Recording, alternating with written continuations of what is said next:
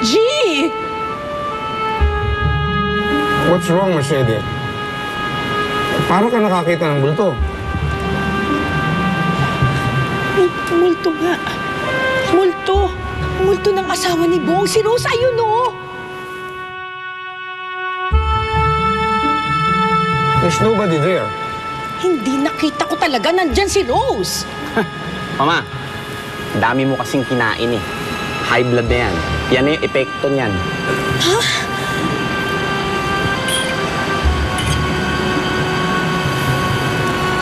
Nakita ko talaga si Rose. She was really there.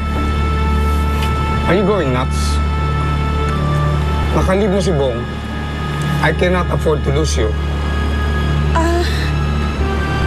No, you're absolutely right. Namamalikmata lang ako. Whew.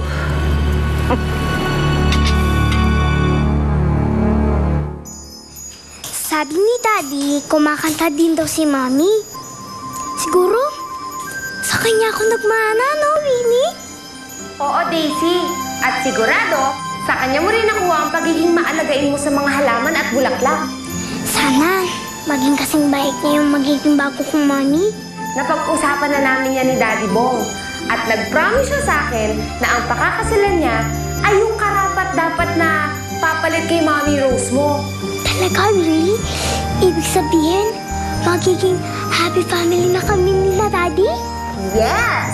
Dahil ang pipiliin ni Daddy Bong ay ang espesyal na babae na mamahalin ka at aalagaan ka. Ano ba yan? Ang tagal. Aray!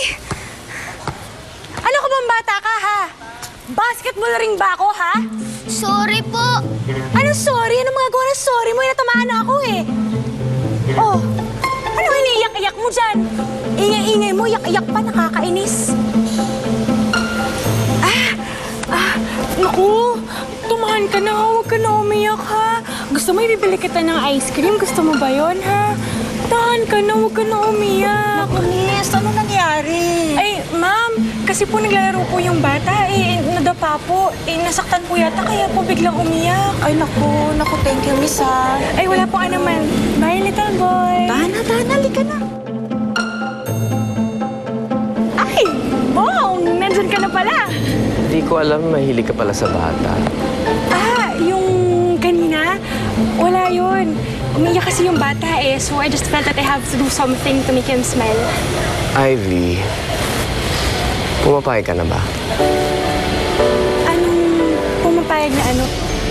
Payag ka na ba na pakasal tayo? Look, don't rush. Pag-isipan mong mabuti, hindi naman yan minamadali, Ivy. I'll wait, just... Pumapayag ako maging Mrs. Adonis. Papakasal kita sa lahat ng simbahan. Magpapakasal talaga tayo. Yes. Yes! Yes! It's nice.